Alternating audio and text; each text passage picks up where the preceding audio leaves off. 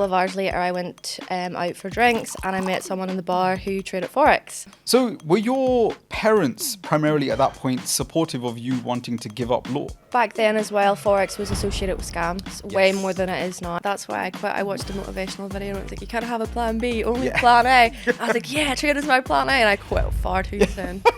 Because of YouTube. Fuck YouTube. Take the leap, take the leap. Weren't supportive of the trading at first, but it's because they don't understand it. They do now. Yeah. And they were like, there's no way you could have got that from a job, so it's obviously working. It was never my intention to go into law. But then whenever I started, I was like, I actually like this. Like, especially people who come into trading assuming that they're going to become rich with signals. Yeah. Like, you're replacing your employer, the person who pays your salary, to a signal provider. Like, what's the difference? Text me saying, is this for real? Like, is she actually doing this? Like, I don't understand. I got accused of faking certificates. I would have done that 5 years ago if I was going to fake them. No, I love the fact that you are real enough to tell people that it's not sunshine and rainbows. At some point, it's all going to click. Yeah. And the markets are just this endless ATM. It unclicks. Yeah. Trust me, it unclicks. If trading is your only thing to do, if it's your only source of income, if it's the only goal you have, you can't spend 5 minutes of your day, 10 minutes of your day, like analysing the charts and then calling it a day. Like, you need to trade to feel productive. Yeah. So you end up over trading all day, so it's not realistic. What's going on, everyone? Welcome back to Risk Reward Radio. This is the show that dives inside the mind of high-performing individuals. Now, today's guest went from qualified lawyer to full-time trader in around 4 years. At the height of her career with prop firms, she managed to secure $1.6 million in capital under management, and from that, managed to secure $160,000 in payouts in 2024 alone. She's gone over and above and built a reputation online for showing her transparency, her skill set, and really just sharing her love of knowledge for the game. Despite all her success so far, she truly embodies the idea of Shaoshen. For anyone that's unfamiliar with the term, it is the Zen Buddhist principle of beginner's mind. Her story is truly proof that if you stay a student of the game, you can find your way to mastery. Without any further ado, it is my pleasure to introduce Claudia. Hi. How you doing? Good, how are you? Very good, thank you. Firstly, thank you for traveling up and coming to see me today. Well, it's a lot easier to get here from Brighton than Ireland. True. I'm used to flying, so it was nice getting the train. True. Yeah. The weather sucks though. Yeah. It I should have brought a jacket. really rained on us today, Yeah. but we move. Yeah. How are you? Good. Nervous. Yeah. No, don't be. It's my first in-person podcast. So. It's a good thing. Yeah. Grease the wheels for all the ones in the future. Yeah. Right. I like to start these nice and easy. Yeah. I'm sure there's going to be tons of people that already know who you are. For the one or two that maybe don't, would you mind telling us a little bit about yourself and tell us about how you got to the position that you're in today? Okay, so I found trading in 2018. I'd finished my exams for university and I had this gut feeling not to go home, so I had my flight that night. Okay. And my friends were staying there for another couple of days, and I rang my dad and I said, can I lend money for a flight home later on in the weekend? Then a couple of hours later, I went out for drinks and I met someone in the bar who traded Forex. Interesting. So I feel like that gut feeling was, that was pushing me towards this. But that's how I found it. I didn't take it seriously the first few years, like most people don't. But yeah, the company that I found trading with, they weren't like good. It was more, what's it called, multi-level marketing. Yeah, MLM. Yeah, so I got distracted with that for quite a while. Okay. It taught me sales skills, which actually got me a sales job later down the line. Nice. Yeah. Nice. But then I done that for a couple of years. Then I stepped away, started trading with like education companies that just taught you how to trade, didn't care about recruiting and stuff like that. And then, yeah, that's how I've got to where I am, basically. Very, very interesting. So you met the person that introduced you to trading in a bar? Yeah. So it was my friend's leaving drinks because she was leaving Birmingham as well. Wow. So they were having leaving drinks for her. It was someone she worked with. And were they successful or were they just into the field? He just started, but whenever you find trading, you believe anything from anyone. So he was wearing like this chain and my friend was like, how did you afford that? And he was like, oh, trading, blah blah blah, you should check this out. And they were laughing at him, but deep down I was like, I pulled him to the side. I was like, can I get your, like, I'm interested. But then I realized later on that he'd just started 2 weeks before me. Okay. So he was focused on the recruiting side of things. Yeah. It worked, but yeah. Fair.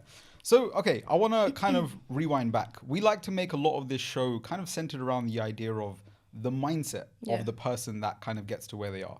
And I think you'll understand this better than anyone. I truly believe that everything that you create or every result that you make in your life is a reflection of your belief system. It's a reflection of the mindset of the person. And it takes a certain type of mindset, thinking, thoughts to kind of get to where you are. So talk to me initially, right? Before the trading stuff, you were going down the field of law. Was that something that you were passionate about? No, because I remember doing A-levels in school and we were all going around saying what degree we wanted to do. And I remember people saying they wanted to do law and I was like, who knows? Like, what even is law? Like, how do people know they want to do that? I had no idea. I actually applied for psychology degrees and nursing, mental health nursing, because I knew, and art as well. I was creative. Like, I loved painting. I used to spend my lunches painting in the art room at school. I've always loved being creative and helping people, so I thought I was going to go down that route. I didn't get into them, and then I went through clearing and got into law, and I thought, well, it's going to be a good degree, it'll open doors. It was never my intention to go into law, but then whenever I started, I was like, I actually like this, and then year 2 came around and I was like, I'm actually good at it. So just because you're good at something doesn't mean that's what you should do with your life, though. It took me a few years to realise that, because I was just miserable in my job, and then I actually got I networked with the directors and partners and stuff in the company, and we used to like do lunches together and stuff, so I was good with the networking side of things in the job. And I said to him that I think law might not be for me anymore, and he said, I've been waiting for months for you to come and tell me this. Really? Said to my dad, I don't think law's for me anymore. I've been waiting for you to tell me. I was like, what? Everyone knew except me that this wasn't for me. But I think everyone was letting me figure it out on my own. Do you know? That's quite cool though. Yeah. Because I think there are a lot of other situations where people will just kind of outright say it, or maybe like impose this kind of limiting belief on someone that they can't do something that maybe they do or don't want to do. I think everyone could tell I just wasn't enjoying it. Interesting. Yeah. So were your parents primarily at that point supportive of you wanting to give up law? Yeah, Dad's always supportive of me. Like, that's awesome. Yeah, he is. He was supportive of it, but yeah. Okay. Yeah, I'm trying to remember. They weren't supportive of the trading at first, but it's because they don't understand it. They do now. Yeah. Yeah. My first big payout, I sent them both a lot of money, and they were like, "There's no way you could have got that from a job, so it's obviously working." That or drug dealing or something. I purposely sent my mum more than my monthly salary so that she couldn't. So she knew it was from trading. That's awesome. So I think I can resonate. And I always say I'm in a very fortunate position because I get to connect with probably hundreds of traders on a month-to-month basis. And the way in which you describe how a lot of parents, maybe friends, family, don't understand the field, I think it's actually quite normal. Yeah, it and is. if I'm honest, and this is me not trying to show my age, but I feel like if I was a dad and my child said, hey, I want to get into a field that has a 90% failure rate. Yeah. I'd be like, shut the fuck. Like, what are you talking about? This is the stupidest thing you could ever do. Stick to something that's probably safe and going to, do better for you in the long run. I think back then as well, Forex was associated with scams way more than it is now. Like, you can see it on social media more. Like, the reason I stayed with that multi-level marketing, is that what it's called? Company for so long is because I'd never seen trading anywhere else. I didn't realize there was any other routes. But now you see it everywhere on social media. So I think back then when I started, it was easier for my parents to assume that it was a scam. Okay, fair.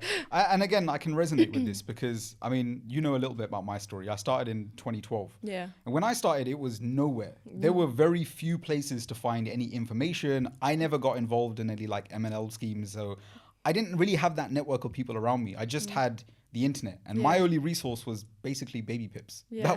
I know. No. I know.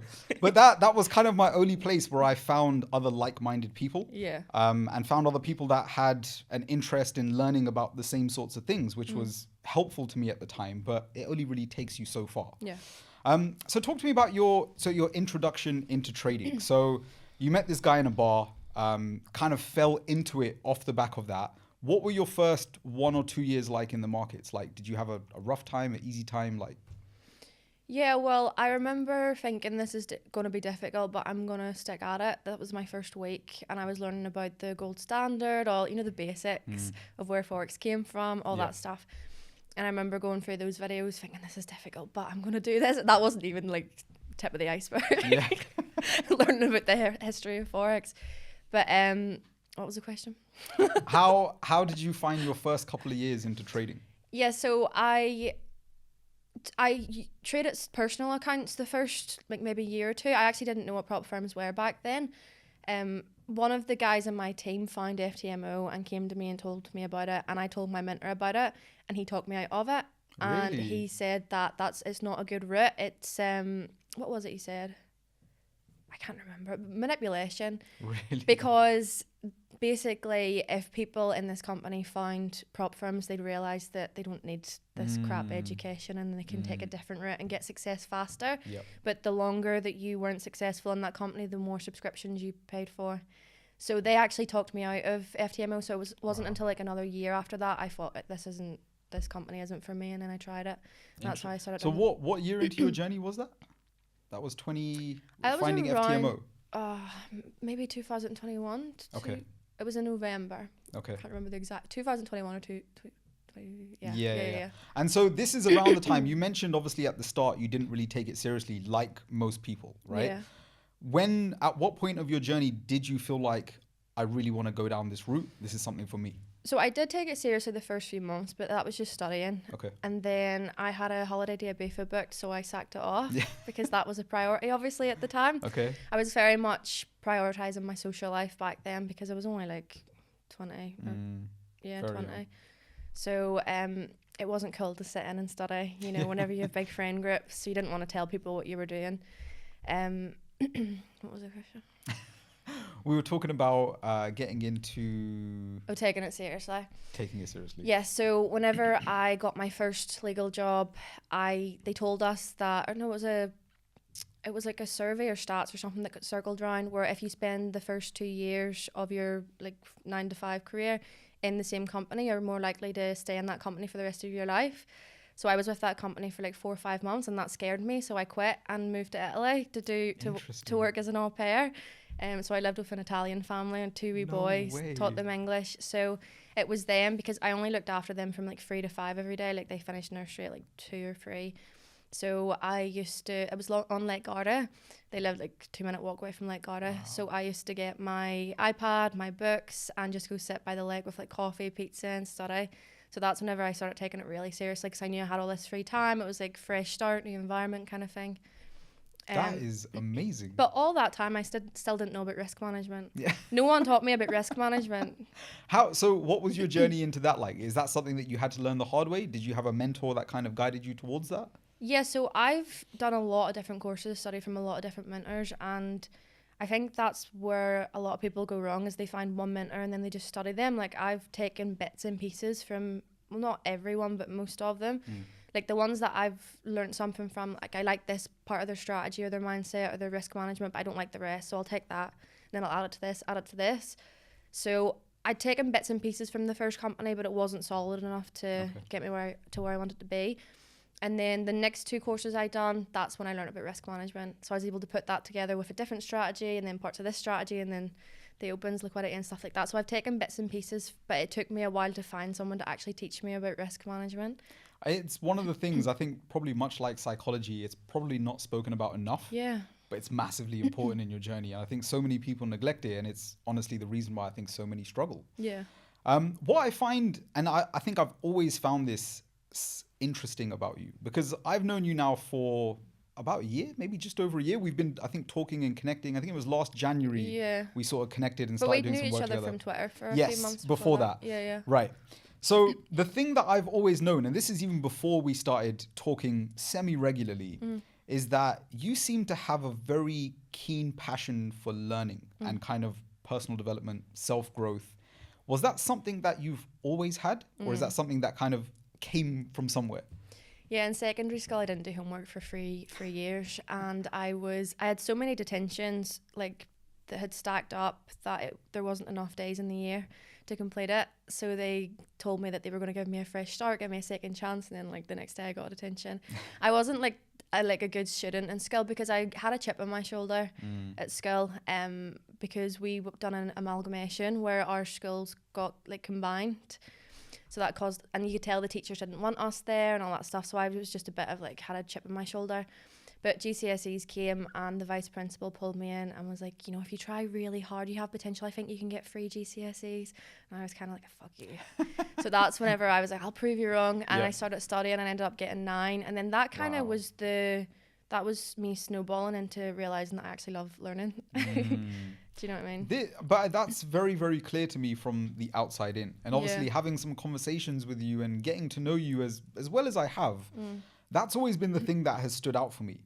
And actually, I find, again, being in that fortunate position where I get to connect to a lot of traders, the ones that seem to do the best are the ones that are able to kind of self-analyze, they can reflect, they can critique themselves, but not do it in a destructive way. It's actually quite constructive. They use it to improve going forward. And that's, you know, just in the time that I've known you, I've seen you do that myself firsthand. But it sounds like this has been a common theme for you pretty much since secondary school. To prove people wrong, Maybe, but clearly it's led you to a pretty good place, right? Very, very interesting. So 2018, you kind of got involved into trading, right? That's when you first heard about it, is that right? Yeah. Okay. How did it feel now, fast forwarding, we're talking 6 years from then, getting to the end of 2024 and securing 6 figures in payouts in the space of a year? How does that feel for you? No different. Like I'm still really hungry to like achieve different goals. And yeah, I think back then I remember my first mentor had like 20,000 followers on Instagram. And I was like, wow, what a life. And he's like, yeah, he made like $10,000 a month. And I was like, whoa, he's living the life. He's living the lot, right? And then you get there and you just, it doesn't feel any different. It's like, right, well, what's the next level? Or I think a lot of people assume that once you reach that level as well, that it's next level. But actually a big part of your journey is falling away from that level and then coming back. Is learning how to maintain that level. Because I think you assume that once you hit 10K a month, then it's 20K, then it's 30K. So at the minute, my struggle right now is trying to maintain rather than peak. We've spoke about this. I'm very much have the mindset of, okay, I was here last year, so I should be here now. But I'm trying to learn how to maintain those levels before I shoot up too fast. Yeah, it's an interesting paradigm, and I think it's so easy to fall into that trap, especially when you can make a very large amount of money in a relatively short space of time, right? And I think trading gives a lot of people that ability. There is no real connection between time and how much you can earn in the markets, right? You could lose money for years and years and years, and 1 year, your entire life could change. That's the reality of really what trading is like. I realize that comes across as like a very FX guru. That's not my intention at all. But it seems to be genuinely the reality, and it feels like probably something like that for you, right? Yeah, because I think my biggest payout was like $1,000, $2,000.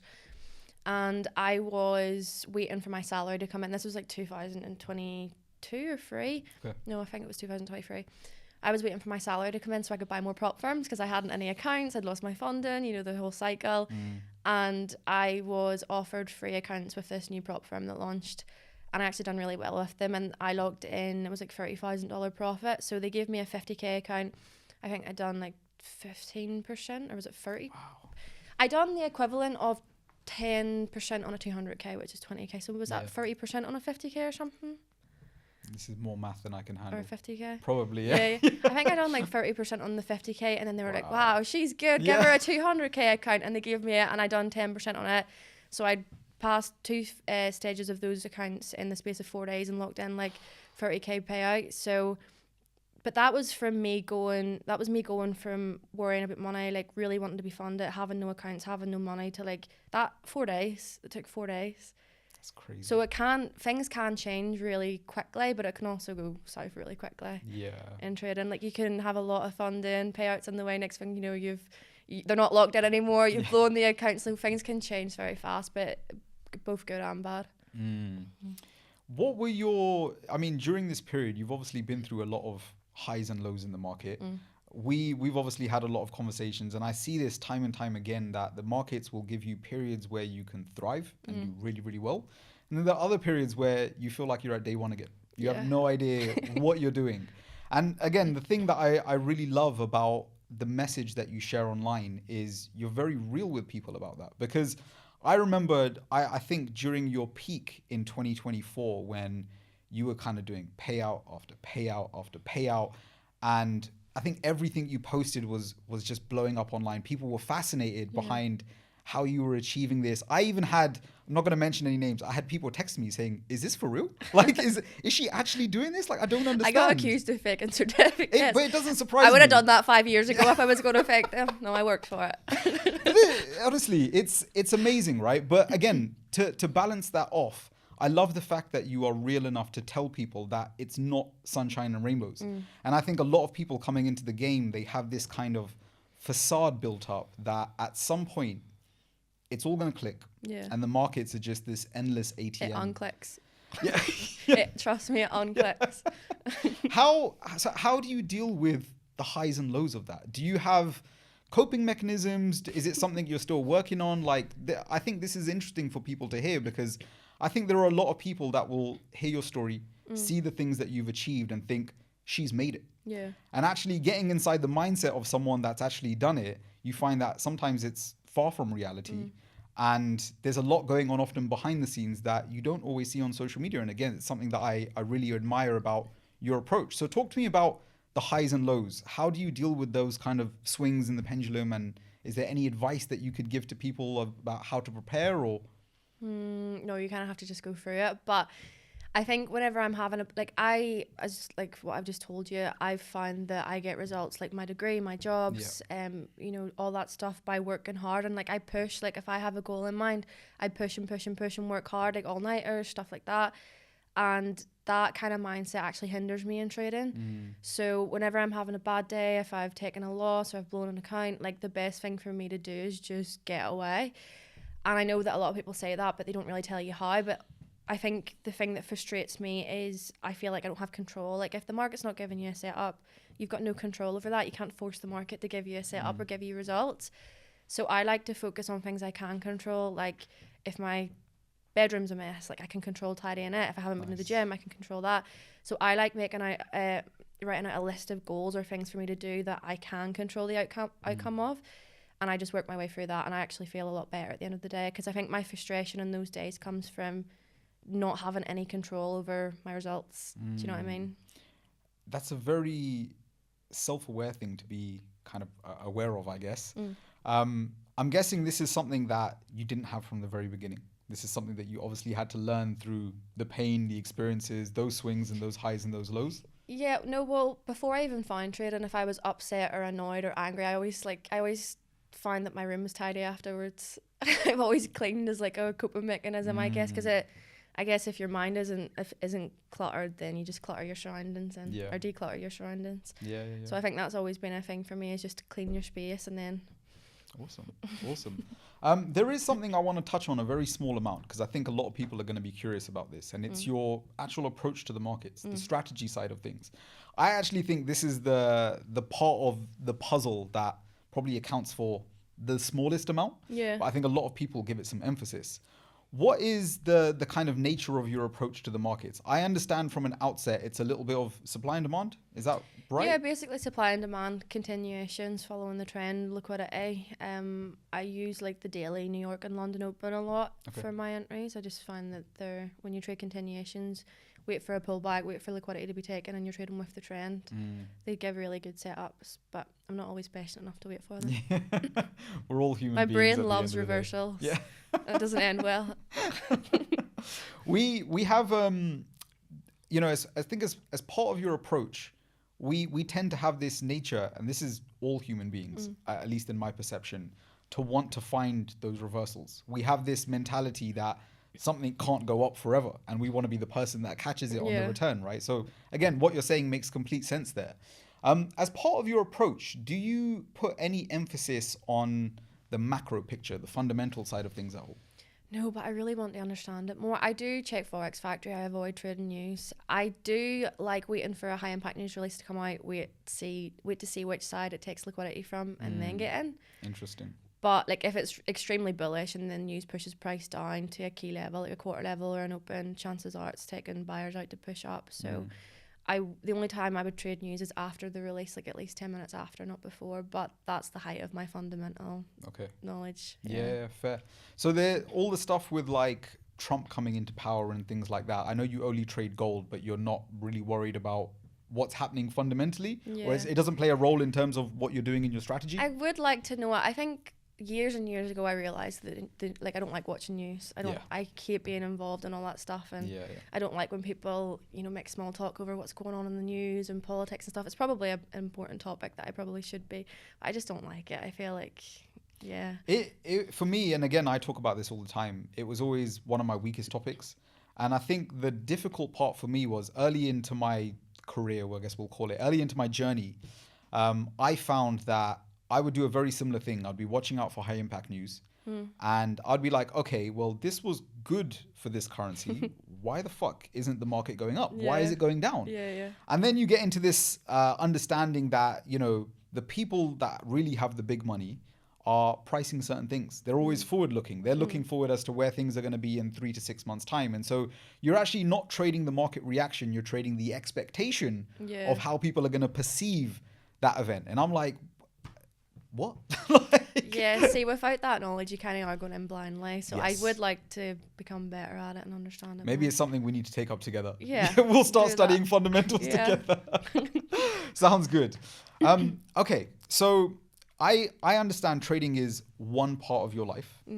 Obviously, it takes up, I guess, a fair amount of time between the actual execution side, the practicing, the journaling, all that sort of stuff. What else do you like to do outside of trading? So I started doing ecom, very new, very recently, but I've decided that I don't want to keep pouring all my time into trading. So with the Discord, it was different because last year all I done was trade it and then taught other people. Done a video every night. This is the gold room, right? Yeah, that's why I shut it down, because before that, you know, as I mentioned, I was always studying. Like with my law job, I worked 9 to 5, came home and I would study all evening, like to 1, 2 in the morning, get little sleep, up, like living on coffee. And that's how I worked for years, because I just loved consuming information and learning new skill sets, and it makes me feel alive. But for a long time there, I didn't do that because all my energy went to helping other people consume information. And I just felt like I lost my spark a wee bit because of that. I hadn't learned any new skill sets. I hadn't done any courses. I bought a lot of courses last year. I didn't even start them. Really? Because I didn't have I had the time. I could have prioritized it, but I just wasn't prioritizing it because it takes a lot of energy to go on, do a video for other people every night. Yeah. So that's why I'd stopped that. But now that that's ended, I'm working through those courses. Like there's one on trading psychology. There's one on ecom. So I'm doing all that type of stuff now. So everything is basically just about the absorption of skills and knowledge for you, it seems like. Yeah, like I want to have a lot of different streams of income. I don't want it to just be trading, because I know there's a lot of opportunity to make money in prop firms and stuff, but it's not exactly passive. Like you're still swapping your time for money. So I just want different streams. I think that's super healthy. Yeah. There are a lot of people that I speak to that have this fascination or goal with wanting to be a full-time trader. Yeah, and just a trader, but that's not realistic. 100%, right? And because I think when people peel back the veil of what it takes to be full-time, you have to understand that periods of drawdown are normal. Losing streaks are not, like, all of this stuff is guaranteed to happen at some point. Yeah. And for me, if trading is your only source of income, you're setting yourself up for, if not failure, a high amount of stress. You're gonna be so bored as well. I've tried it. It's awful. It's so boring. You just spend all day like trading, because if trading is your only thing to do, if it's your only source of income, if it's the only goal you have, you can't spend 5 minutes of your day, 10 minutes of your day like analyzing the charts and then calling it a day. Like you need to trade to feel productive. Yeah. So you end up over trading all day, so it's not realistic. But I wrote a tweet, like was it last week, about building a network and how important it is, and someone commented on it saying you don't need a network to be a trader. And I was so close to it. I don't respond to people on Twitter. I never get involved in that stuff, but it's just like what you were saying. It's a lot of new traders assume that once they quit their job, that's it, it's replaced with trading. But when the time comes, they'll see that they're quite bored. And the thing is, again, I'm not a shining example of what a trader should or shouldn't be, but the one thing I constantly talk about as part of my journey is I quit my job far too soon. I had a falling out with work. And I thought, screw it. I was in a position where I had probably, at that point, living at home, my expenses were very low. I was like, I've probably got 2 or 3 years worth of expenses that I could burn through, even if I didn't earn a single penny. So I was like, I think I'm in a good position to like give this a go. It was way too early. I'd only started to see breakthroughs at that point, and I kind of forced myself to try and trade full time. And the thing that I found is the moment I had no other source of income, taking a loss or like going through a losing streak or having a losing month, it was the fucking end of the world. I couldn't cope with that. Yeah. And that was, for me, the start of understanding how important the psychological aspect is. Because at that point, much like probably most people watching this, and maybe you at some stage, I wanted to be a full-time trader. I wanted that aspect of like, I don't need a boss. I don't need clients. Laptop lifestyle. That was my vision. That was my goal. And actually you start to realize that it's very much glorified online. Yeah. I'm not saying nobody does it, but the percentile of people that are able to do it successfully, you're talking the smallest percentage. And ironically, the most successful people that I've been either fortunate enough to interview, connect with online in any respect, they all have multiple sources of income. There are very few people that are just making money from the markets. Yeah. And again, there's this perception, I think, from newbies coming into the industry that that's the goal. That's what's achievable. And again, it's not that it's not. Yeah. It's just not realistic for most people. I think it's still an employee mindset where you're just replacing one source of income with another. Like, especially people who come into trading assuming that they're going to become rich with signals. Yeah. Like, you're replacing your employer, the person who pays your salary, to a signal provider. Like, what's the difference? Yeah. It's true. It's so true. I think a lot of people don't think of it that way. But and again, I think it plays a role in the element of psychology, right? Yeah. Getting rid of that 9-to-5 mindset and breaking free of swapping time for money. It's very, very difficult. In this day and age, it's how we're hardwired. Right, we're programmed to do this essentially from school. I don't know, maybe there are some out there, but I don't know of any school or education systems which teach people to become anything except employees. And also to specialize in one industry. Yes. I think we've been programmed that we have to follow one route, one job, and I think that's why people want to replace trading with their job, because they don't realize that they can actually be successful in like loads of different areas. 100%. And the funny thing for me was when I look back on my journey now, I was only in the corporate world, I like to call it, for about 4 years before I quit, tried trading, failed, and ended up making it work alongside my coaching business at some point in time, right? But for the 4 years that I had a job, ironically, that was the most secure I've ever felt with money, but I only had a single source of income. And now, I'm not saying I'm some super uber millionaire, I'm not sitting down with Jeff Bezos anytime soon, but I have far more streams of income now, and I actually feel less secure than when I had my job, ironically, but I feel like financially I'm probably in a better place. Yeah, I'm the same. I experience that. I'm panicking about money, and I'm like, but wait, I was getting like a fraction of what I get now 3 years ago, and I felt so secure. Yeah. It's strange. It is weird. Yeah, I think it's because that's guaranteed every single month, and you know what date it's coming in at. Yeah. It's different. It's that safety net. Yeah. Ironically for me, I think it was the thing that stopped me taking a lot of risk. I felt like because I have this safety net here, I'm not willing to just go all in on something because I knew I always had a fallback. Plan A was kind of always there. Everything else was my plan B at that point. And it wasn't until I removed it and kind of put myself in this state of fear or really outside of my comfort zone that I started to get anywhere. But for me, it definitely wasn't an overnight thing. It was not that way with trading. It wasn't that way with my business. Sorry, you're gonna. That's why I quit. I watched a motivational video and it's like, you can't have a plan B, only plan A. I was like, yeah, trading's my plan A, and I quit far too soon. It's because of YouTube. Yeah. Fuck YouTube. Take the leap. Took the leap and I crashed. Oh, one thing you mentioned earlier that actually I found really interesting is you have this very big creative side to you. And I'm sure I've said this to you before directly about your social media content, which is I love the reels that you make. And I see this as now, obviously, when you describe it, how you had an interest and a passion in art and things like that. I actually see this a lot in your content. Like, it's not... You're actually really fucking good at it. Like, you're really good at creating content. Done it in a while. It's the thing is, it's the catchy stuff that people like to see. And you just seem to have a knack for creating those sorts of reels. And I think the fact that you've done that alongside kind of documenting your journey as a trader, it makes for fantastic content. A 30-second reel and you can summarize so much stuff that has happened throughout your journey, but you do it really, really well. Is that an element to part of your day that you actually quite enjoy, like the content creation side? Yeah, I love putting videos together. I don't like sitting in front of a camera, but I'm getting better at it.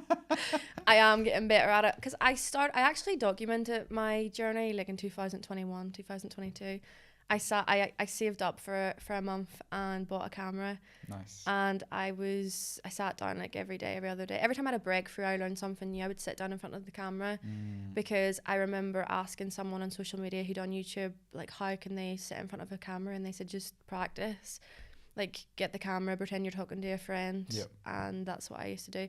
I actually put a lot of time and energy into making like a 10-part series with those videos back then. I'm so glad I didn't post them. I'm so glad. But it's helped me to feel more comfortable now. Yeah. But I still get anxious, but it's fine after a few minutes. But it's kind of like, you know, something that we always talk about. I don't think it ever really, like the feeling of anxiety I'm talking about here, I'm not sure it ever really disappears. Yeah. You just get better at dealing with it. Yeah. Right? You get better at either regulating it or you're able to suppress it to some extent. I'm not sure it ever really disappears because it's a normal human emotion, right? It's one of those things. But I am jealous of the fact that you were smart enough to document your journey. Because when I did my journey, and I feel like, I mean, I went through probably like a decade before I started to just find my feet in the markets, right? I started in 2012. I didn't start finding any sort of profitability or consistency till like late 2021, maybe going into 2022, something like that. Yeah. And so I had a good decade where I could have documented all the lows that I've been through, and I did nothing. Yeah. I chose to be that guy that kind of sat back in the shadows and not get involved. And truthfully speaking, I actually think I'm a far better person in terms of trading and personally because I started putting myself out there. Yeah.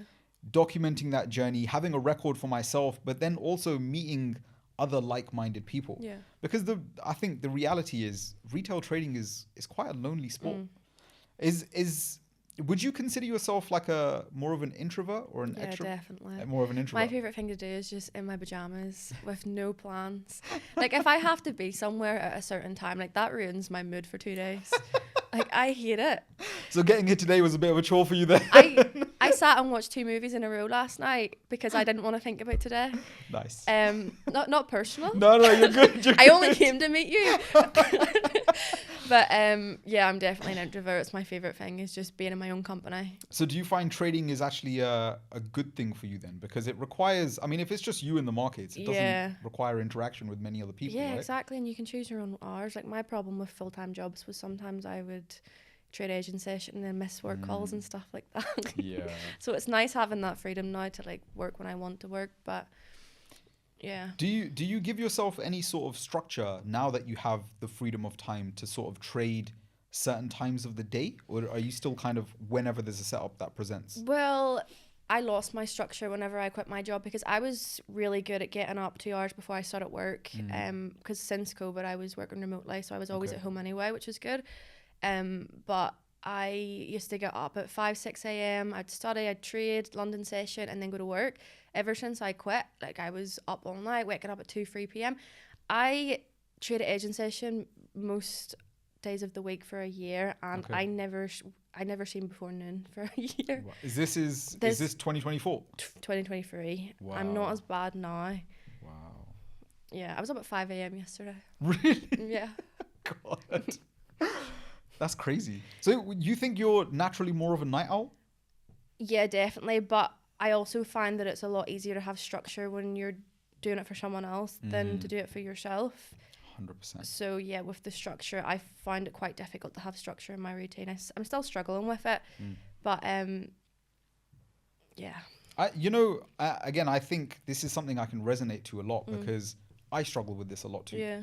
I found that actually I think I maybe got more done with my days when I had a job. Yeah, same. Which is weird because again, you're going back to that dynamic of you're actually doing it for somebody else instead of yourself. Yeah. And I have many friends, some that are far, far ahead of me financially, career-wise, whatever it is, and some that are behind me. But a lot of people will look at my situation and they'll be like, well, you could have probably done more or had more efficient use of your time if you had done X, Y, and Z. And I try to explain to a lot of people, the moment you have complete freedom of time, it takes a lot to actually be efficient. To show getting up. up. Yeah, 100%. Yeah. It's really difficult. A really good friend of mine, he's gone full time with his business very, very recently. And he has always said to me, like, he used to have a city job plus have his kind of side hustle business. He would be up for his city job, 5, 6, maybe 7 o'clock in the morning. He would commute into central London. He would do a full day at work. He'd be juggling his business outside of that. He was non-stop all the time. Now that he has no day job, he's like, I get what you were talking about all these years. Like, it's very difficult. Maybe because you have an abundance of free time. Like, whenever you work for someone else and you have like that mindset where you want to be successful, you want to work for yourself, I think a part of you is like, you want to be selfish in your free time. You want to try and make the most of it. Yeah. Whereas whenever you have an abundance of free time, it's like, oh, it's Saturday, I'll take the day off. Yeah. Whereas when you're a 9 to 5, it's like, this is my only day that I have freedom myself. I'm going to study. So, yeah. It's true. I think the freedom of time it's a blessing. Don't get me wrong. But there are elements of it that can be a curse. I think it's definitely something that you have to grow and get used to somewhat. Yeah. And I also don't think it's for everyone. Yeah. I think a lot of people think that's what they need, but actually they are far more productive when they have some kind of structure and routine in their life. I don't think everyone's made to be a trader or an entrepreneur or in any respect. See, I disagree with that. Yeah, I Tell think me. anyone can do it. You reckon? So, okay, I don't think everyone... sorry, it's not that I don't think everyone can do it. Yeah. I don't think everyone would enjoy it in the same way. Yeah. I think certain people will be happier with living the 9 to 5 life and having the paycheck. But I feel like anyone could learn. Agree. How to. There's a guy that I really admire. He runs a YouTube channel. I think it was titled this for sure. Yeah. It was called Impact Theory. You ever heard of it? Ooh, that sounds familiar. So there's a guy called Tom Bellew. Yeah, did he write a book? I think so, probably. Yeah. He founded a company called Quest. They do like nutrition bars and things like protein bars and things like that. Became this like $1 billion company, sold it, made a big amount of money from it. The reason I bring it up is, ironically, this was 2 days ago. I was on the treadmill and I was watching a keynote that he did. And one of the things that he talks about as part of his journey is he is not a natural born entrepreneur. And that is something I feel like I relate to a lot, because one of my good friends, the one I was mentioned very, very not long ago, he had a full-time job, quit, has now to do his business basically full-time. For me, he's a born entrepreneur in the sense that he has that mindset for it. He can look at certain situations and he will analyze them in a way, not that I can't do, but it will take me far longer to get to where he got to. And so I've never considered myself a born entrepreneur. A lot of my family members have gone down the very traditional route. Granted, they've done amazingly well for themselves, but there are very few that went down the business and entrepreneurial route. So I didn't have a lot of inspiration growing up. I didn't naturally have that mindset. It wasn't ingrained into me as a child. It's something that I had to force myself to learn. Yeah. And I still think I'm learning it. I still feel like most days I'm just winging it and still learning the tricks of the trade. But I do agree. I think it can be taught. Yeah. Do you feel like you've had a similar journey with that? Like, do you feel like you were a born entrepreneur or something you had to learn? No, definitely not. I mean, I still don't even see myself as an entrepreneur, Phil. I'm still learning. But no, I never had anyone growing up around me that was in business, or it was all like 9 to 5 career jobs. But I think I just decided that I didn't, because I started working really young. So I had my first job when I was like 12 or 13. Wow. I delivered newspapers. I saved up enough to buy an iPod, then I quit. Nice. And then and then I done like dishes in a cafe, £2.60 an hour. Wow. I was like 14, 15. So we worked all week, me and my two friends, got £16 weekly salary and went straight to the off license with it. Wow. Sorry, that's illegal. Cut that out. And then so I worked in restaurants, waitressing. Whenever I was studying at university, I actually had 3 jobs in at the same time. So for a year, I took a gap year out because I was going to move to uni, and then I realized actually I have no money and this isn't going to work well for me, and I'm not ready to leave home. So I took a year out and I worked 3 jobs. So I woke up and went to waitress in a first cafe. from 8 a.m. to 3 p.m. like up the coast, like half an hour away. Then I was a school cleaner for 3 hours in a high school up the road, and then I waitressed in a restaurant in my town. So I was doing 3 jobs in one day. Like, so I've always like worked. And then at university, I was basically working full time as a waitress in Jamie's Italian too. So I was taking like full time hours. And then I started my legal job, and I was like, I'm actually sick of working. Like, I'm sick of working for other people, because I've worked as much as I physically can, and it's still not enough.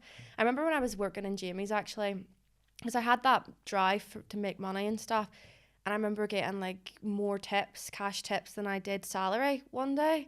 And I was like, this is how I become rich, serving the rich. Just get good tips. So, and then I just realized that this isn't the way to go. I need to switch up the way I'm thinking, basically. So do you think that's what kind of pushed you to want to go down the route of trading initially? Yeah, I just wanted to be in charge of my own schedule, because some of the managers and stuff I had in the past, they were twats. Yeah. You know, they abused their power. They just loved being above people. Like, I remember I maybe shouldn't say. I remember like one of my friends that I worked with, she was a waitress too, and she wasn't needed that day, and the manager, you know, one of us said, should we ring her and tell her not to come in? And the manager was like, no, let her come in, tell her whenever she gets here. Like, that's the type of people I worked for, just awful people. Yeah. So like, just experiencing that, I was done working for people like that. So I think that's what's really pushed me to work for myself. It's an interesting journey, you know. I think everyone has their own reasons for wanting to get into the field. And ironically, maybe not ironically, when I first got in, much like most people in trading, it was purely money related. I had no other desires other than wanting to make more money. It was at first for me. Really? Yeah, it was for money. What's it about now?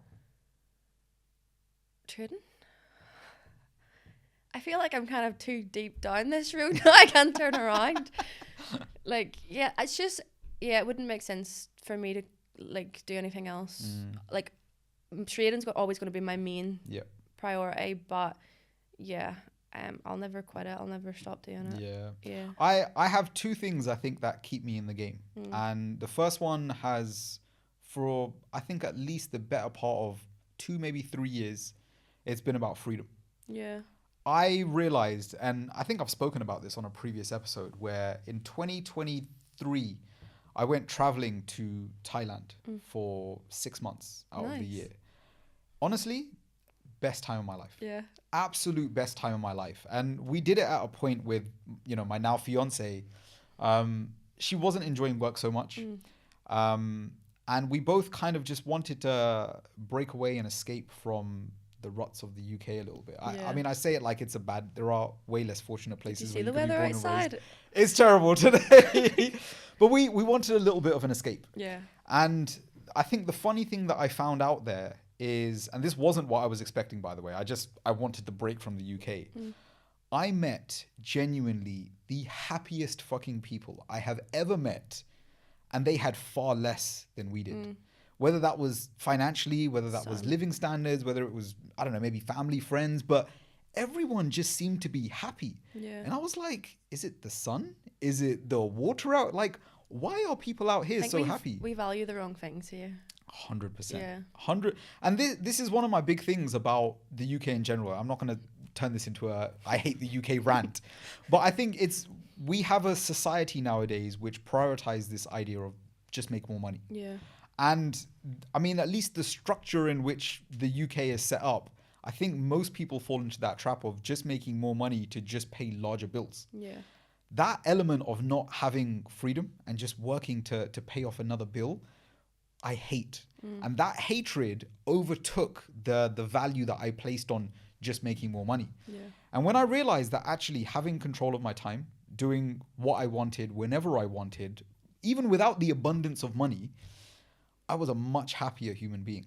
And so coming back from this, obviously that paradigm shift started when I was in Thailand, but coming back from that trip, it really opened my mind as to, I feel like I'm living life wrong. I was already down that route of trading, business, entrepreneurship, and all that stuff. And everything was centered around my bottom line. How much money had I made at the end of the month?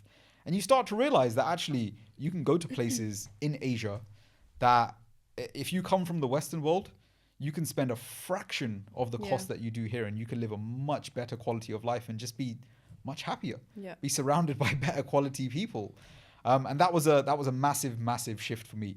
The second thing was, as you rightly said, it was a hate of having other people be in control of how I spend my time. The biggest shift for me, and again, this is not a dig at anybody that is still in the 9 to 5. If you enjoy what you're doing, by all means, do your thing. The thing I hated most was having to request annual leave. Oh, yes, I hated that too. And the thing is, I didn't realize how much I hated it until I quit. And I was like, I had to ask people how to spend my time. I was like, this is insane. And I get this is a very, very fortunate position to be in. But I think whether it's trading, whether it's business, whatever it is, I think people should all work to have a certain level of freedom of time. Because I don't believe people were born to work in offices and factories and things that have been manufactured as normal. 100%. Yeah. I actually remember one time I took a lunch break and it was like 20-30 minutes. I was working from home and the manager was ringing me and texting me saying, I need to speak to you quick, and pulled me back and said, can you not do that work until after lunch? I was like, yeah, I was on my lunch. So she took my time out of my lunch to tell me not to do work until after lunch, and that pissed me off. Like they just, it's definitely time freedom for me too. Like for the first, I still appreciate it. Like I'm still grateful for it. Like whenever I'm able to do what I want every day, I still feel like I haven't forgotten to be grateful for it. But I think the first few months was being able to get up whenever I wanted to and to sit and read a book in the morning instead of rushing about trying to, because I used to have to drive an hour to get to work and I'd get stuck in traffic and end up eating the packed lunch in the car in traffic. Like that was my life for a while. But I think definitely now just being able to not leave. Like you don't have to leave the house if it's raining outside. You're able to sit and read a book. You don't have to rush about. So the time freedom is definitely a good perk. That for me, and it again sounds like this kind of Instagram motivational video, but that for me is rich. Having that level of freedom where it's like, you know what, don't really want to do that, and you don't have to do it. That's the type of rich that I kind of want to work towards. It's for me, it's far less about how much money do I have in the bank. It's obviously an important metric. Everyone needs money to survive, but it's not the factor that drives me forward most now. It's more so based around freedom, which I don't know. I tend to prioritize a lot now. So for a long time, my motivation, like last year, my motivation for like hitting that fund and getting those payouts was so that I wouldn't have to go back to work. It wasn't to make more money. It was the more money I make, the more secure I am, which means the less likely I'll have to send out a CV. So I guess similar sort of thing. I want to touch on something that you mentioned there about your love for kind of getting up in the morning and reading. Do you have a specific genre of books that you like, or is it anything and everything? No, anything to do with psychology, mindset, healthy habits, spirituality. Like I'm reading a book at the minute called Journey of Souls. It's a bit controversial. Interesting. I've never heard of it. What's it about? What happens, it's like life between lives, what happens in the spirit world. I'm not going to go into it because that's cool. I know a lot of people, but I like personal development mindset books, like The Greatest Secret or The Secret, that one I read recently. Like Russ, he has 2 books which are really good, all that stuff, Atomic Habits. I read, what was that book called, the blue one? Is it Ikagi or something? Oh, Ikigai. That one. Yes. Fantastic. Because you recommended that, so I read it. What did you think? Good. Good. It wasn't one of my most favourite. That's fine. I love The Greatest Secret. It teaches you all about awareness and stuff. Oh shit. Okay. All those types of books. But I watched this series a few years ago. It was like Stephen King series, and I loved it so much that I got given the book for Christmas, and I tried to read it, and it's like my brain doesn't know how to take fiction words anymore. So it's actually still sitting on my bookshelf. I haven't read like a normal book like that isn't self-help sitting like 4 or 5 years. I'm very, very similar to that. But actually, I think the only thing we probably do differently, you read a lot of hardback books, right? No. You do Audible or like... Oh, yeah, I thought you meant like paperback, hardback. I was like, no, some of them are paperback. Okay. No, I prefer books because I highlight. Okay. I'm one of those people. My dad doesn't like that. He's like, don't read a book, don't destroy a book. But I done it once. So whenever I was studying for my exams, I was struggling to get the information in. So I was like, fuck, I'm just going to highlight. It was like a £40 textbook. And highlighting really helped. And now I just have this thing now where like keywords, key bits I'll highlight. Nice. Because I do plan on writing my own book in the future eventually. Nice. So I thought, like, years ago, I was like, well, these are key things that I would want to include or use as inspiration. So whenever the time comes, I can go for my bookshelf and I can see the highlighted bits. I don't have to read through all the books again. I can just pick out. That's awesome. People are going to steal my idea now. No, I don't think they're going to steal it, because at the end of the day, nobody can be you, right? Which I think is an important element. What do you want to write about? Is it just about life or trading? Self-help, psychology, like those types of books, because they've really changed my life. Yeah. So it would be nice, because I've read a lot of books in that sort of area. Do you have like a top 3 that you would recommend? So this is for somebody that's not into the field at all. Any top 3 that you think would be worth checking out? I'm going to have to go for my highlights. Yeah. So Breaking the Habit of Being Yourself by Dr. Joe Dispenza. That was my all-time favorite. Nice. That was like, whoa. I remember reading it in the summer outside in the sun. It just like my brain was just opening up. It was amazing. Whilst I was getting a tan, it was great. That was during COVID actually. And then what other ones? The Greatest Secret. That was one I read recently, but I actually really, really enjoyed it. And I'm thinking of all the different ones I've read. Ego Was the Enemy. I didn't enjoy it at first, but then I did it towards the end. I think Dr. Joe's books, I have some of them though that were quite hard to get my head around, but Breaking the Habit of Being Yourself, really, that would be my go-to recommendation. Awesome. Can't think of a third one right now. No, you're good. I Compound got a question. Effect, maybe. Yeah. I got a question for you, right? Yeah. I'd like to consider myself as someone that is pretty into personal development. I think much like yourself.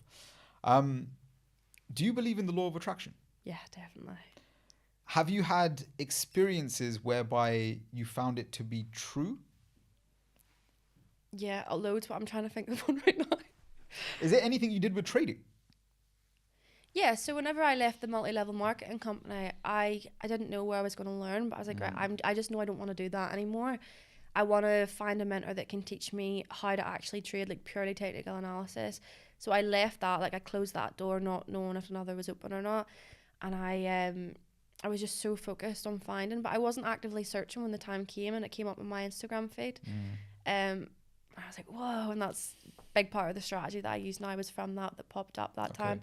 So that was definitely law of attraction. I feel like I've always been kind of handed what I need on a silver platter at the right time. So I definitely believe in law of attraction.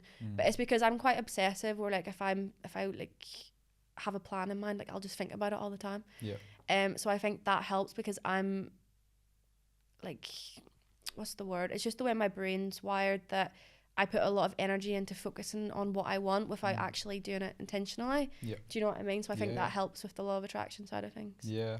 I've had an interesting, I don't know, journey with it. Maybe I never applied it in the right way, but I think when you speak to most people that are into personal development, most people believe in the law of attraction. I don't know if I do. And I think most people are like weirded out by that. They're like, you believe in personal development, you're open-minded. Most people do. And I think the reason for it is, and again, maybe I did something wrong with it, but when I first started practicing it, I had the vision board, I had all of those sorts of things that they kind of recommend at the beginning. And the thing that I wanted most at that time was to get into a certain university, and I didn't. And that for me was very demoralizing. And this was, I mean, I was much, much younger at this stage, but as I started learning more about psychology, this is not me saying that I don't believe the law of attraction works. I believe it works, but for a different reason. So I believe in, and I'm not sure this is a law, I probably just made this up. I believe in like the law or the power of focus. The law of Sanjeev. I believe in like the power of focus. So I believe whatever you focus on, you will find more of. So for example, I believe the world is neutral. And how you perceive and what you notice and what you're aware of is completely down to what you think. So me and you could walk outside. If I was a pessimist and you were an optimist, you would find more good things going on outside, and I would find more negative things. So I think from a perspective of things happening in life, I think you're more likely to notice certain things happening if you're focusing on them. And I think that's what people see as the law of attraction. I guess that's how I would see it. But I also feel like if I'm asking for something and I don't get it, it's probably because it wasn't for me. Interesting. Do you know what I mean? Yeah. Or you were asking to get into university, a certain one. Maybe the universe gave you University of Trading or coaching. So you know what was interesting? And maybe this is kind of goes against what I said. The picture. So I actually went to university in Birmingham as well. Yeah. Did you? I wanted to go to Aston. Yeah, yeah. And I never did. I never got in. I went to BCU, but Aston So was did I. across. I Did went you? to BCU as well. Have we talked about this before? I think so. Oh, okay. I can't remember. So, I was like, no way. So I went to BCU. It was probably, I'm pretty sure I'm older than you. So it was probably before your time. So cool. I went to BCU, and the image that I had up on my vision board was a picture of the campus of Aston. Yeah. And ironically, I didn't get into Aston. I ended up going to BCU through clearing. Same. This is weird. Yeah. Law of attraction, right? Yeah. I went to BCU through clearing, and where I ended up living, because I was kind of last But you had a view of Aston. Wait, I was about 2-minute walk of the exact place that I had up on my vision board. See, you got what you asked for. And again, maybe I wasn't clear enough. Yeah, you weren't precise enough. Maybe. But I've always found that I think regardless of whether you believe in it or not, as long as it works for you and it works in a helpful way, I will never try and tell someone it doesn't work. You're an idiot for believing in that. Like, that's not my thing. I think as long as you're thinking in a way that's going to be beneficial for you in the long run, then kind of stick with that approach. I guess whenever you believe in it, it removes doubt, which helps you to achieve it. Yes. Do you know what I mean? Because it's doubt and overthinking and lack of self-belief that holds us back from achieving what we want. So if you have faith in law of attraction and that's what's going to give you what you want, I guess that's what helps people. Yeah, I agree with that. Yeah. I'd agree with that. All right, last couple of things I want to run by you. We like to do something fun towards the end. A few questions to throw your way. The first one, we're going to do some like rapid fire questions. Okay, go. Okay, no right or wrong, just whatever your opinions are. Have to cut some of these out. All right, number one, favorite trading platform? As in to trade on, MetaTrader 5. Okay. Yeah. Most memorable trade, good or bad? It's like, do you know whenever you, like they say when you die, your life flashes before your eyes? It's all their good, really good and bad trades just flashing. The best trade was actually one I spoke about recently. It was on 300k of funding. I caught a buy and held it for like 35 points. It was beautiful, but then I lost it. So that was a good and a bad all in one. Fair enough. Yeah. Fair enough. I feel like, well, at least the audience... We've talked about this on a one-to-one. Yeah. I've actually rang him for help. Rang you for help on that one, so you know all about it. This one, I feel like if the audience were paying attention, they should know this. Early morning or late nights? Late nights. I'm more creative at night. I figured.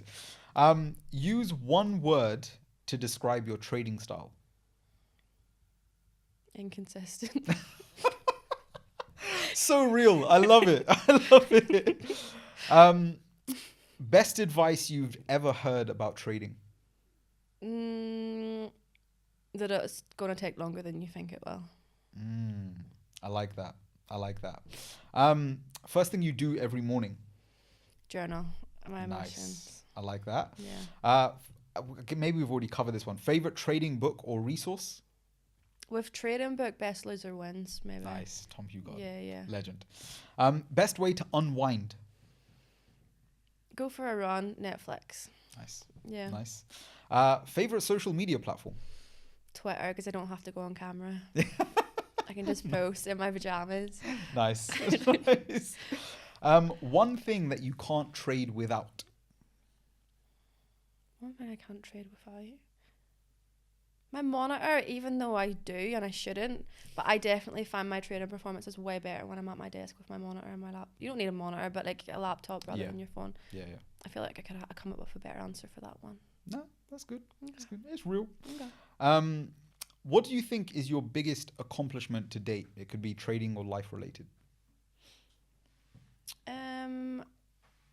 Biggest accomplishment is trying out different areas. Like I was told, can I do a big answer or is this fire question? Go for it. I was told that you have to pick a path, stay on it. I quit my legal career and obviously went full-time trading, didn't work out, so I had to go back to work. So I went back as a business development manager and then in sales and marketing. So I actually got work experience in a lot of different areas, and I feel like that's what's helped me today. Nice. So what was the question? What is your biggest accomplishment to date? I think it's not listening to other people and just doing what my gut's telling me to do that's going to help my future and not what other people are telling me to do. I love that one. Yeah. That's a good one. The most difficult thing you think you've overcome? Questions are getting deep now. Yeah, Jesus. The most difficult thing I've overcome. I've been able to. I guess losing your success and having to start from scratch, because it's going to happen more than once, especially when you're in the prop firm game, is being able to recognize that it's fine if you're back at starting point. Just keep going. Nice. I love that. Last couple for you.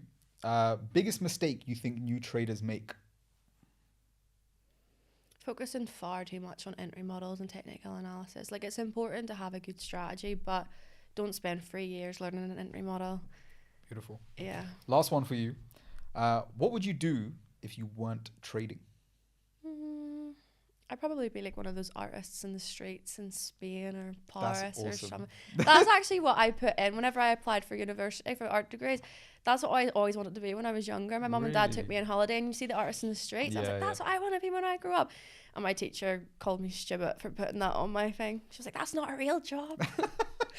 So I probably would end up being in some sunny country painting on the side of the street. You know, the ironic thing is, I think if you think maybe 50 years ago, maybe that wasn't a real job. Maybe it wouldn't earn enough to be able to, generate a full-time living. This day and age, with the ability and beauty of the internet, you can make anything a job, right? You could be at people that do that and sell their art for like £5. Yeah. But they have a social media platform that generates millions and millions of views of you doing it. And you probably have the creative mind to create some awesome content behind that. Yeah. So if you ever disappear from trading, I know where to find you. Yeah. On the streets of Spain. Yeah. In Barcelona. Oh boy. Okay, last question for you. This is one that I give to every guest that we've had on so far. And I'm always intrigued to hear their answers. I have a feeling the direction that you're going to take this, and I'm all for it. I call this one, it's a very simple exercise. I'll talk you through it. You're nervous, you're hyping it up. No. I'm probably overhyping it. Very, very simple exercise. Okay, I want you to hypothetically pretend that you own your own prop firm or hedge fund, and your job... Dodgy business. Yeah. I don't want that target on my back. All right, let's say hedge fund, right? Yeah. Let's say you own your own hedge fund and your job is to hire new traders to fill up your trade floor. Yeah. The only problem is you have a list of people coming in that you're going to interview. You don't know which one of them are profitable. None of them have a track record. The only thing you can do is judge by talking to them who you think is going to be profitable based on the conversations that you can have. Yeah. In that conversation, what characteristics are you looking out for that might indicate that they're a profitable trader? If they show that they're there to learn, like rather than just bragging, if they're just bragging about what they have to bring to the table rather than emphasizing on like they're there to grow. Yeah. I guess. It's that willingness to learn. Yeah. What else?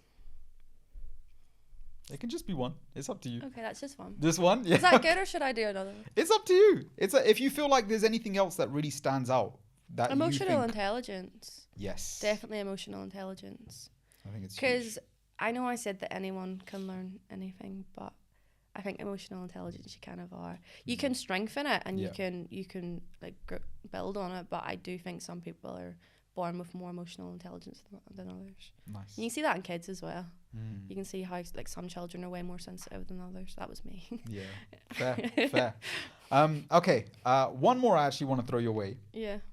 I think this is going to be super relevant to you because I think there will be a lot of people that hear your journey, see the things that you've achieved, and they will want to be in your shoes, right? They want that kind of full-time trader status. What's something that you wish every trader knew about full-time trading? It's not as glamorized as you think it is. Like, I remember it was maybe last year, I woke up at 2 p.m. I thought, fuck it, I'm having Monster Munch for breakfast. I was sitting on the sofa I was like, today is cancelled. I can't be bothered doing anything. I put on Netflix and I'm sat there eating crisps. My dog's staring at me because like it's lunchtime for her, wanting a crisp. And I remember seeing a comment, or was it a DM or something, from someone being like, it's my dream to meet you. Like, one day I hope to meet you in person. I'm like, I am nothing special. So like, I think people starting out idolize like full-time trading, or people who have a following. Like, it's no different really. You feel the same. You still feel like you're not good enough. You still feel like you aren't where you want to be yet. You still have all the same struggles, I guess. You have more time freedom and more financial freedom, but it's not that different. So to anyone starting out, don't be allowing yourself to get too depressed because you're not where you want to be, because when you get there, you're still going to feel that way. Beautiful. Do you know what I mean? I love that. I love that. There's one thing I'm going to get you to think about, and I'm going to get you to document this afterwards. We want to pick up maybe a new theme on the show.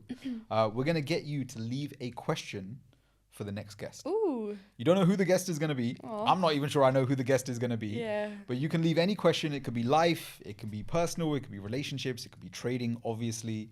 So I'll give you a couple minutes to think about it. We're going to record that off air, and then next episode, we will hopefully get to ask our future guest that same question. Oh, I want to know who it is. Yeah, so do I. Okay, I'll get thinking. Listen, thank you so much for coming down. Honestly, it means so much for you doing the journey. Being as real and transparent as you have been has been amazing. And honestly, I think the conversation's been everything that I hoped it would be. Yeah, I'm glad it's done now. I can go for food. I was worried, but no, it went really well. Thank you for having me. And for not giving up. You've asked me to come here like, 5-6 times all year? I'm like, nope. Yeah. Nope. So it's thanks to you for not giving up. I appreciate it. Thank you so much. Guys and girls, I hope you have enjoyed today's episode. Claudia has been absolutely amazing. A lifetime of wisdom, I think, to take away from today. As always, if you have learned something, make sure to pop your lesson, your bit of golden nugget of information in the comments below. Make sure you subscribe to the channel, and I will see you in the next one. Take care.